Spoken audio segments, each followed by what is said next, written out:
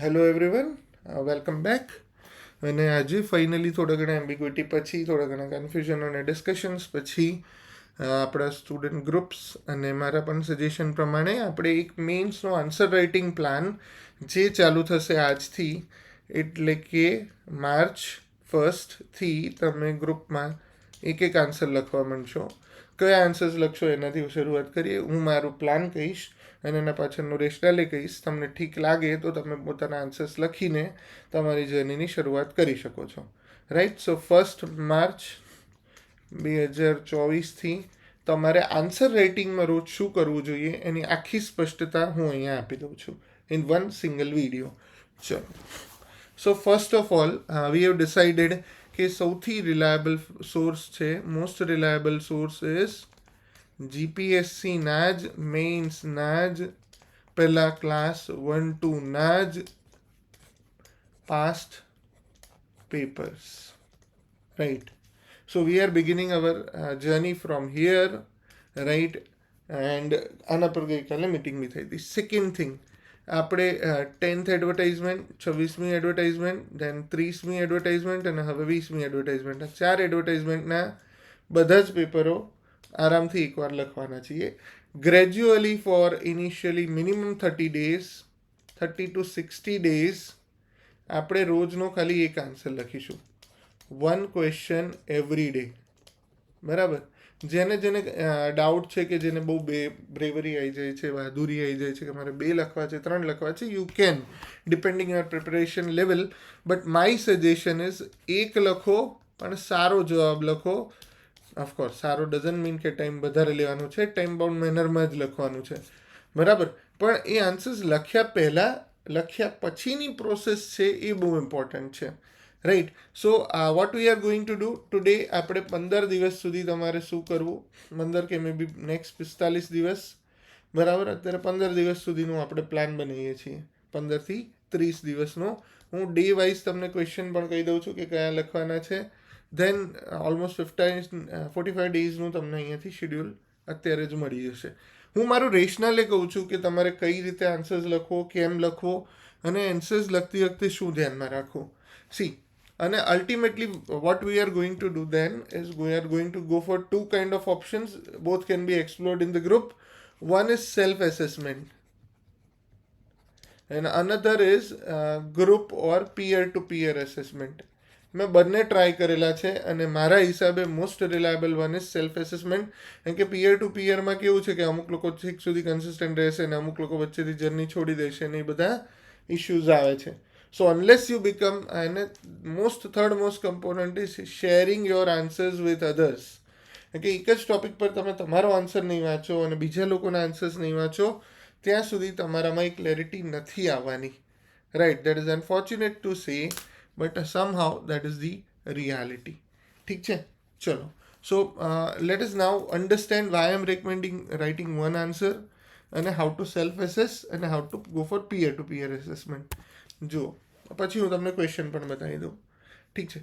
જો ફર્સ્ટ વાત, પહેલાં છે ને ક્વેશ્ચન વાંચો ને, બરાબર, ક્વેશ્ચન રીડ કરો ને એટલે પહેલાં મેક્સિમમ તમારે 30 સેકન્ડ્સની અંદર ડિસાઇડ કરી લેવાનું છે કે તમારે શું લખવું છે, કેવી રીતે લખવું છે. ક્વેશ્ચનની ડિમાન્ડને બધું બહુ જ ફાસ્ટ અન્ડરસ્ટેન્ડિંગ જોઈશે. બિકોઝ આ વખતે મેં ઘણા બધાની કમ્પ્લેન સાંભળી કે પેપર લાંબા હતા અને રહી ગયા.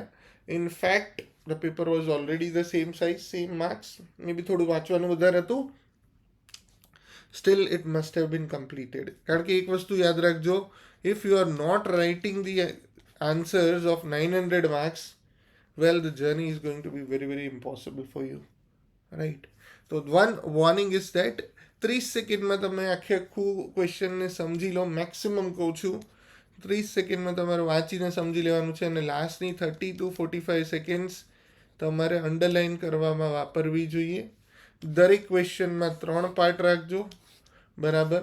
માની લો કે ક્વેશ્ચન એક જ વસ્તુને એડ્રેસ કરે છે, આમ ક્વેશ્ચન લઈને પણ હું તમને અત્યારે સમજાવી દઈશ.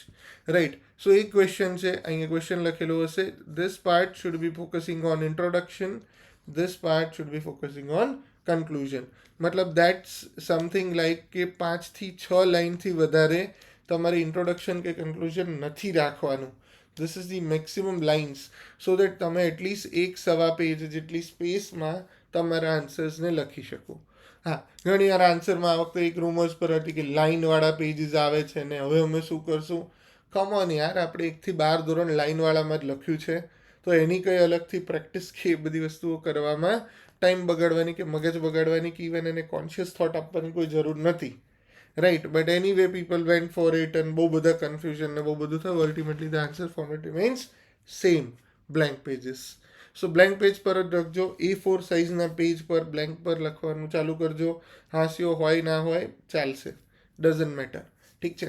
સો this is how you should focus. ઇન્ટ્રોડક્શનમાં જનરલી તમે કોઈ પણ જીએસના ક્વેશ્ચનની વાત કરો તો જીએસના ક્વેશ્ચનમાં ઇન્ટ્રોડક્શનમાં તમે ઇવેન્ટ કોઈ ડિસ્ક્રાઇબ કરી શકો કે જે ક્વેશ્ચન સ્પેસિફિક હોય. Event that can be current event or historical event. અને જનરલી તમે ડેફિનેશન્સ, બરાબર, ડેફિનેશન આપી શકો. અથવા તો તમે આપણે આને કન્ટેક્સ પણ કહીશું. કન્ટેક્સ એ ઇવેન્ટ છે, કરંટ અફેર છે, બરાબર, કે હિસ્ટોરિકલ ઇવેન્ટ છે. એક તો એ બિગિનિંગ થાય.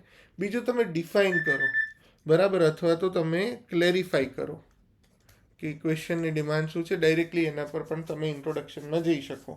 અહીંયા કોઈ કોર્ટથી કે બધા રસ્તેથી ઇન્ટ્રોડક્શન કરવું વિલ બી બિટ અનનેસેસરી, કારણ કે તમારી જોડે માંડ 2 પેજ છે, right. So either you can define or you can go for current or historical event that establishes, or કોઈ લેન્ડમાર્ક જજમેન્ટ છે કે સિગ્નિફિકન્ટ કંઈક વસ્તુ છે, ઘટના છે, એને તમે આજુબાજુમાં ઇન્ટ્રોડક્શનમાં વાપરો. then you should directly jump into the demand of the question, બરાબર, directly jump to demand of the question. and now this is very difficult. એક વિડીયો છે, પ્લીઝ હું ફરી એકવાર રેકમેન્ડ કરું છું, કીવર્ડ્સ ઓર ટેલ એન્ડર્સ, બરાબર, મારો છે કે પછી દ્રષ્ટિ વિઝનનો છે, વિઝન છે, દ્રષ્ટિ છે, કોઈનો પણ આ જોઈ લેજો. પણ કીવર્ડ્સને સમજો કે ડિફાઇન પૂછે તો શું થાય, ડિસ્ક્રાઇબ પૂછે તો શું થાય, ક્રિટિકલ ઇવેલ્યુએટ પૂછે તો શું થાય, ઇવેલ્યુએટ પૂછે તો શું થાય, એક્ઝામિન પૂછે તો શું થાય, એનાલાઇઝ પૂછે તો શું થાય. આ બધા કરીને શબ્દ પાછળ લખી દે, ક્વેશ્ચનની ડિમાન્ડ બદલાઈ જાય છે, બરાબર. તો આ સમજવું બહુ જરૂરી છે. સો બીજી એક વાત કે directly jump to the demand. જો ક્વેશ્ચનમાં 2 થી 3 ડિમાન્ડ હોય તો દરેક ડિમાન્ડને ઇક્વલ સ્પેસિંગ આપજો કે જેથી તમે આન્સર્સને પ્રોપરલી જસ્ટિફાઈ કરી શકો, right. This is very very important, ઠીક છે. તો માની લો કે ક્વેશ્ચનમાં 2 ડિમાન્ડ છે, 1 ડિમાન્ડ છે, તો તમને મેં સ્પેસિંગ બતાવ્યું એ પ્રમાણે એને ઇનફ સ્પેસ આપવાની. ધારો કે 2 ડિમાન્ડ છે તો 1 ડિમાન્ડ માટે અહીંયા તમે લખો, બીજા માટે અહીંયા તમે લખો. બુલેટ પોઈન્ટ વાઇઝ લખવું કે પેરેગ્રાફમાં લખવું, that will depend on personally you, but ideally it should be based on the requirement of the question. Ethics no answers say, I think it will be very bad to write in bullet points, right. Polity no answers say, I don't think you should write in bullet points. But again, it depends on you, it depends on your understanding of the requirement. જે requirement છે, હવે analyse પૂછ્યું હોય કે analyse the causes, you can always draw a diagram or make 1 2 3 4 5 list, બરાબર, bullet points લખી શકાય. સો depends on કે તમને શું પૂછ્યું છે, ઠીક છે. હંમેશા એટલું યાદ રાખવાનું કે તમે ક્લાસ 1 2 ઓફિસર બનવાની એક્ઝામ આપો છો તો તમારે રીઝન્ડ આન્સર લખવાનો છે. એક તો હોય કે ખાલી ફેક્ટ્સને ફેંકી દેવા છૂટા, અને બીજું છે કે ફેક્ટ્સને રિલેટ કરીને એક રીઝનિંગ વાળો આન્સર આપવો. ચૂઝ યોર સાઈડ, રાઈટ, કે તમારે કેવો આન્સર્સ લખવાના છે, ઠીક છે. ઘણી વાતો કરી. Let us look in to the one answer itself, question itself. અને આપણે અત્યારે કયું પેપર લેવાના છીએ, હું આ પેપરની કોપી પણ શેર કરી દઈશ, જેમાં હું ડે લખી દઉં છું કે કયા દિવસે તમારે શું કરવાનું. So what we are going to do, તમને હું એક 10th એડવર્ટાઇઝમેન્ટનો પેપર છે, બરાબર, અને એના ક્વેશ્ચન્સ આપણે અત્યારે for next at least 15 to 30 days માટે લેવાના છીએ. Is it clear? What pattern we are going to do? We are going to take day 1, day 2, day 3. દરેક દિવસે એક GS1, GS2, GS3 અને વીકેન્ડમાં જ્યારે day 7 આવે ત્યારે SA1. That's it. એસે બધા જ લખીશું કમ્પલસરી, તો જ આપણું ફોકસ થશે, ઠીક છે. એસે આપણે રિસન્ટ પેપરમાંથી લેવું હોય તો રિસન્ટમાંથી લઈ લઈશું, બરાબર, કે જેથી તમને એક આઈડિયા રહે. દર રવિવારે આપણે એસે લઈશું અને બાકીના દિવસોમાં આપણે GS 1 2 3 બરાબર. સો મંડે ટ્યુઝડે વેનસડે એ રીતે લખી દઈશ. બરાબર છે. તો જેથી કે આપણને એક્ઝેક્ટ આઈડિયા રહે કે આપણે કયા દિવસે શું લખવાનું છે. અને હવે હું તમને સમજાવું છું કે ક્વેશ્ચનની ડિમાન્ડ સમજવી એટલે શું ને એ બધી વસ્તુઓને જરાક સમજો એકવાર, તો તમારી ભૂલ નહીં થાય. Right. See this is a 10th advertisement અને એનું જે આપણું છે આ ફોર્મેટ, બરાબર, એના જે ક્વેશ્ચન્સ છે એને આપણે લઈ લઈએ છીએ. આ એસે છે, એસેને આપણે તો લેવું હોય તો લઈ શકીએ, પણ આપણે ચાલુ કરીશું CSM4. This is your GS1 અને આ જે છે માર્ચ 1 વાર છે શુક્રવાર. સો શુક્રવારે આપણે મારા હિસાબે આપણે વીકને ડિવાઈડ જ કરી દઈએ. So Monday, Tuesday, Wednesday, Thursday, Friday, Saturday, Sunday, Monday અને થર્સડે આ બંને દિવસે આપણે લખીશું GS1, ટ્યુઝડે અને ફ્રાઈડે GS2 અને વેનસડે અને સેટરડે લખીશું GS3. સિમ્પલ, બહુ જ સિમ્પલ. એક જ પેટર્ન ફોલો કરીશું. કોઈ બધુંમાં બધા બે ઓપિનિયન આપણે નથી લાવવાના. રાઈટ. અને સન્ડે છે એ હંમેશા GS નહીં, CSM3 એટલે કે એસેને આપણે આપીશું. This is going to be the pattern which you are going to follow, as simple as that. ઠીક છે. આના સિવાય જેને બે આન્સર્સ લખવા છે એ લેંગ્વેજનો એક આન્સર લખી શકે, અથવા તો ગમે ત્યાંથી આપણું જે બેંક છે, જે પૂલ છે ક્વેશ્ચન બેંક, બરાબર, જેમાં મેં બહુ બધા ક્વેશ્ચન્સ આપની પાસેથી કલેક્ટ કર્યા છે, એમાંથી બી તમે આન્સર્સ લખી શકો, કોઈ વાંધો નથી. રાઈટ. એવું છે તો એના પર પણ એક વસ્તુ કરી દઈશું. પણ for the time being past પેપરનો એક આન્સર લખવો બહુ જ જરૂરી છે. Is it clear? તો આ રીતે તમારે લખવાનું છે. આજે શુક્રવાર છે તો શુક્રવારે GS2 આવશે. Right. So what we are going to do, GSM1 છે તો આપણે લખીશું મંડે, પછી બીજું કયું આવે છે, એટલે સોમવાર, મંગળ, બુધ અને ગુરુવાર, મંડે અને થર્સડે, બરાબર. પછી આવશે મંડે, પછી આવશે થર્સડે. સમજી ગયું? આ પેટર્નમાં તમારે GS1 લખવાનું છે. ડેટ તમે તમારી રીતે ઇમેજિન કરી લો. સેમ રીતે તમારે અહીંયા GS એટલે આજે આવશે ફ્રાઈડે, બરાબર. ફ્રાઈડેથી આપણે ચાલુ કરીએ છીએ તો ફ્રાઈડે આવી ગયું. દેન હવે કયું આવશે? સેટરડે નહીં, બરાબર. અને પછી આવશે બીજો કયો વાર છે આપણે ફ્રાઈડે અને GS2 બીજો છે ટ્યુઝડે. સો બીજો ટ્યુઝડે, દેન આવશે ફ્રાઈડે, દેન આવશે ટ્યુઝડે, દેન આવશે ફ્રાઈડે. સમજાઈ ગયું? શુક્ર અને મંગળ, શુક્ર મંગળ એ ફેશનમાં તમારે લખવાનું છે. સેમ રીતે હવે જ્યારે શનિવાર આવશે તો શનિવારે કયું આવશે? પહેલાં આવશે આપણું શનિવાર, તો અહીંયા સેટરડે, બરાબર, GS3. અને પછી કયું આવશે? વેનસડે, સેટરડે, વેનસડે અને ધેન સેટરડે. ઠીક છે. 5 લખીએ તો પણ આપણી જોડે એટલીસ્ટ 15 દિવસનો મસાલો રેડી થઈ ગયો. ઠીક છે. અને 3 બીજા એટલે 15 દિવસ, 18 દિવસ, રાઈટ, અને 3 દિવસ આના એટલે 21 દિવસનો આપણો શેડ્યુલ રેડી થઈ ગયો. એક કામ કરીએ, અત્યારે આપણે 3 એસે અહીંયાથી જ લઈ લઈએ, બરાબર, કોઈ જ વાંધો નથી. એસે જનરલી જૂના થતા નથી, અથવા તો એસે નવા લેવા છે. Let us take new essays, right, થોડા વધારે મજા આવશે. So these are the new essays which we should take. બરાબર.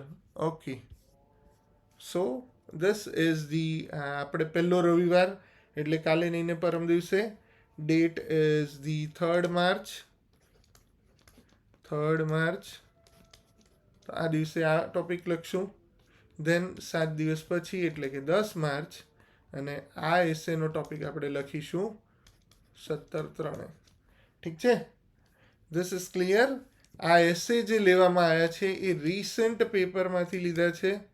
અને ઉપરનું જે વાત કર્યું હતું, ઉપરનું જે પોર્શન હતું એ આપણે વાત કરી છે કયું? 10th એડવર્ટાઇઝમેન્ટનું, which is exactly this one. ઠીક છે. Is it clear? તો આપણે આ પેટર્નમાં કામ કરીશું. હવે હું તમને એક સમજાવી દઉં કે વોટ ઇઝ વેન આઈ સે કે ક્વેશ્ચનની ડિમાન્ડ સમજો. ફોર એક્ઝામ્પલ, આ ક્વેશ્ચન છે, In what circumstances the bills represented in parliament can get lapsed? Explain with examples. સો જો આ ક્વેશ્ચન બહુ સિમ્પલ છે. અહીંયા તમે ઇન્ટ્રોડક્શનમાં શું લખી શકો? In vote circumstances the bills presented in the parliament can get lapse. Explain. Explain એટલે શું થયું? ઘણી વાર લોકો શું સમજે? એન લિસ્ટ 50 નામ લખી દેવાના. નહીં. શું પૂછ્યું છે? કયા કયા સંજોગોમાં આ પરિસ્થિતિ ઊભી થાય છે? તો અહીંયા ઇન્ટ્રોડક્શન બેસ્ડ શું હોઈ શકે આ ક્વેશ્ચનમાં? બરાબર, આ GS2નો જ ક્વેશ્ચન છે જે તમારે આજે લખવાનો છે. બરાબર, તમારે ક્વેશ્ચનના ઇન્ટ્રોડક્શનમાં તમારે શું લખવું જોઈએ? કે ભાઈ બિલ જ્યારે પાર્લામેન્ટમાં ઇન્ટ્રોડ્યુસ કરવામાં આવે તો એ હંમેશા એક લિમિટ્સ જોડે હોય છે, કેટલાક ક્રાઇટેરિયાઝ હોય છે, અને એની પાછળનો મૂળ હેતુ એવો હોય છે કે જ્યારે લોકોના રિપ્રેઝેન્ટેટિવ બદલાય, બરાબર, એટલે કે વિધાનસભા કે રાજ્યસભા તો કન્ટિન્યુઇંગ બોડી છે, તો જ્યારે લોકસભાના ઇલેક્શન્સ આવે, રાઈટ, જે હમણાં આપણે આવશે, સો એ સર્કમસ્ટાન્સીસમાં ક્યારે અને કેવી રીતે એ બિલને લેપ્સ ગણવું, રાઈટ, એ પ્રકારની અલગ સ્પષ્ટ જોગવાઈઓ કોન્સ્ટિટ્યુશનના પાર્લામેન્ટરી લોઝ, બરાબર, કે જે પાર્લામેન્ટે લોકસભાએ પોતે પોતાના ગવર્નન્સ માટે બનાવેલા છે, બરાબર, અને એની મદદથી અને આરપીએમાં એનો રેફરન્સ હોય તો એ that would be the ideal beginning for this question. તો આ તમારું ઇન્ટ્રોડક્શન થઈ ગયું, બરાબર, કે આઈડિયલી આ હેતુ છે જેને લીધે ખરડાઓ રદ થાય છે, right. So I have explained why I am so, and then તમે પરિસ્થિતિમાં લખી દો કે ભાઈ જનરલી અમુક બિલ્સ એવા હોય છે, કયા કયા સંજોગોમાં હોય છે, જેમ કે અમુક બિલ્સ હોય પ્રેસિડેન્ટના રિમૂવલની વાત છે, કે પછી જજીસ ઓફ હાઈકોર્ટ કે સુપ્રીમ કોર્ટના રિમૂવલની વાત છે, તો એ જ સેશનમાં એને પાસ કરી દેવું પડે, અધરવાઇઝ એ લેપ્સ જાય. દેન આખી ધારો કે બિલ આવી ગયું, બિલ પર ડિસ્કશન થઈ ગયું, પણ પછી ઇલેક્શન ડિક્લેર થાય અને લોકસભા ભંગ થઈ ગઈ, તો એને કેન્સલ કરવા. એવા 4-5 સર્કમસ્ટાન્સીસ છે, તમે લખી દો. અને બીજી એક વસ્તુ છે, ઉદાહરણ આપો. સો તમારે એકાદ બિલનું નામ તમને ખબર હોય તો તમે લખી શકો, ના ખબર હોય તો એક એક્ઝામ્પલ બનાવી દો કે for example X bill is being presented, but meanwhile this election date comes, અને એને લીધે આ જો હવે આવી ગયું, લોકસભા ભંગ થઈ ગઈ, હમણાં ઇલેક્શન ડિક્લેર થશે એટલે દેશમાં કાર્યકારી ગવર્મેન્ટ આવી જશે, બરાબર, ટેક ઇન કેર ગવર્મેન્ટ આવશે અને આપણી પરમેનન્ટ ગવર્મેન્ટ જતી રહેશે, બરાબર, કેરટેકર ગવર્મેન્ટને આપણે આ બધું ગવર્મેન્ટ સેમ રહેશે, but they will not be enjoying the full majority. They are just taking care till the result of the election is declared. ઠીક છે. સો આ પ્રકારની વસ્તુઓ તમારે લખવાની છે. આ ક્વેશ્ચનની ડિમાન્ડ છે, અને એન્ડમાં તમે લખી શકો કે ભાઈ આનો મૂળ હેતુ ફરી જસ્ટિફાઈ કરી શકો કે લોકોના બિલ એ જ લોકોના પ્રતિનિધિ દ્વારા ખરેખર લોકોના બિલ સાથે પાસ થાય, એ હેતુને સર કરવા માટે અમુક સંજોગો પ્રમાણે, રિયલ લાઈફ પ્રમાણે, નેચરલ લો પ્રમાણે અમુક વસ્તુને આપણે લેપ્સ કરવી જોઈએ, અને એની વાત કરીએ છીએ. ઠીક છે. સો આ રીતે તમે એક કન્ક્લુઝન બનાવી શકો. વચ્ચે સરસ મજાની બોડી બનાવજો, પોઈન્ટ વાઇઝ અહીંયા લખજો, પણ મારા ખ્યાલે અહીંયા 1, 2, 3 કરીને લખવા કરતાં 2-3 paragraph, firstly, secondly, thirdly, first case bracket કરીને paragraph, second case, third case, જેટલા કેસ તમને ફાવે, જેટલા કેસ તમે ડિસ્ક્રાઇબ કરી શકો તમારા પોલિટીના અન્ડરસ્ટેન્ડિંગ પ્રમાણે, દેટ વુડ બી બેટર. અને આ રીતે તમારે આન્સર્સ લખવાના છે. આના કદાચ મેં 10th એડવર્ટાઇઝમેન્ટના પેપર્સ ઓલરેડી મેં ડિસ્કસ કરેલા છે. જે ડિસ્કસ કરેલા છે એનું મને પ્લેલિસ્ટ મળશે, હું જોઈ લઈશ એકવાર. મે બી IAW2 ઓર 3માં કદાચ મેં આ બધા જ પેપરનું ડિસ્કશન કરેલું છે, question by question, demand by demand. So will see. નહીં થયું હોય તો તમે પોતાની રીતે કરી શકો. This is one thing. And the last, હવે ફટાફટ આપણે રેપઅપ કરીએ, સેલ્ફ એસેસ કઈ રીતે કરવું. સો તમારે શું કરવાનું, અને આ બધાએ ફોલો કરવાનું છે. This is the most important part. આપણે બધા એને ઇગ્નોર કરીએ છીએ. શું કરવાનું છે, મેં આજે આન્સર્સ લખી દીધો. સો ફોર એક્ઝામ્પલ, March 1 મેં GS2નો ક્વેશ્ચન 1 આજે લખ્યો. What I am suppose to do today, બરાબર, that will define everything about it. જો આજે મેં શું કર્યું, ક્વેશ્ચન 1 લખ્યો, કોનો? GS2નો. સો મારો રોલ શું થઈ ગયો હવે, કે હવે મારે એને એકવાર લખી નાખવાનું, એટલે 12 મિનિટ મેં લખવામાં આપી.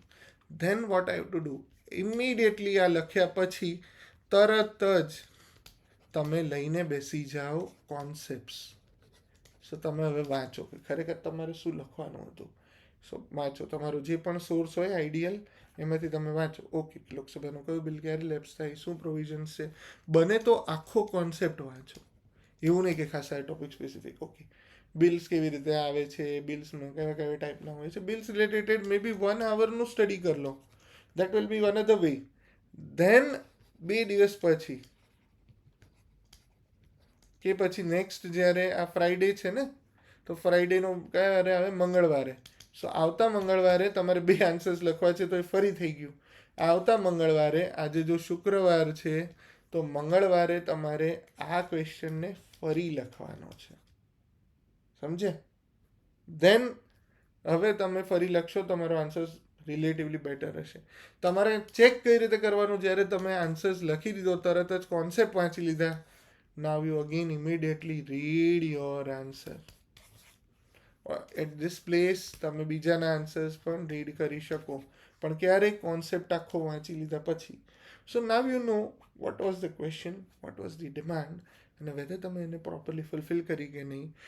બરાબર, એ બધું જ તમારે 1 to 1.5 આવરનો ટાઈમ આપશો, પણ તમારો એક આન્સર્સ અને આખો ટોપિક થોરલી રિવાઇઝ થશે, તમે વ્યવસ્થિત રીતે લખી શકશો, and that will B a great help to your self. Right, this is what I suggest.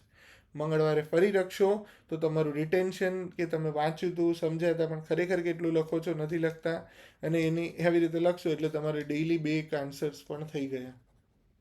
Right, આ બેટર રહેશે. એક આન્સર્સ 2 વાર લખો, અને જેને જેને ડાઉટ છે કે સર મેં આ 10th એડવર્ટાઇઝમેન્ટના પેપર પહેલાં મેં લખેલા છે, ટ્રસ્ટ મી, હું સેમ આન્સર 10 વાર લખીશ, 10 વાર હું અલગ લખીશ. Right, so you have to rewrite it, rebegin. બરાબર, તમે 2 શું 4 જવાબ લખવા છે હું શીખવાડીશ, but first 21 days, this is the plan you are suppose to follow. તમે લખો અને ગ્રુપમાં શેર કરો. બરાબર, લોકોને એકબીજાના આન્સર્સ બતાવો, વાંચો, પોતાના વાંચો, જાતે ઇમ્પ્રૂવ કરો. This is how you should improve, this is how you should work. ઠીક છે? So this is my suggestion for your development of answer writing. I think I have given everything wholesome today. Right, આખી self assessment cycle કઈ રીતે કરવું, અને self એસેસમેન્ટમાં શું આવે, તમે પોતાના ક્રાઇટેરિયાઝ બધાને પૂરા કર્યા છે કે નહીં એ ચેક કરી લો, ક્વેશ્ચનની ડિમાન્ડ પૂર્તિ થાય છે કે નહીં, અને તમે ટોપિક વાંચ્યો છે, so now you know everything about that topic. Right, this is, અને જ્યારે બીજાના આન્સર્સ તમે વાંચશો તો તમને ખબર પડશે આ જ વસ્તુને કયા અલગ અલગ સ્ટ્રક્ચરમાં પણ લખી શકાય. Right, so we have provided the platform. I wish કે તમે એને પ્રોપરલી યુઝ કરો, અને મારો ટાઈમ જે તમને હું આપું છું, ઇન્વેસ્ટ થયો ગણાય તમારા ફ્યુચર માટે, એવી મને ફિલિંગ્સ આપજો. સો with this, with humble request, keep learning, keep enjoying. Bye bye, take care, મળીએ પછી.